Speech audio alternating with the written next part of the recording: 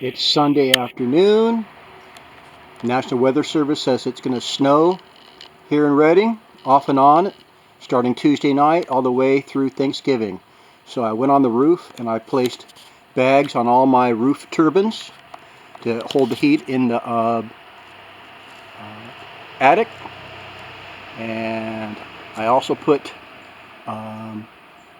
behind my these vents, I have pre-cut pieces of wood that go behind, and I keep the air from circulating in and out of there.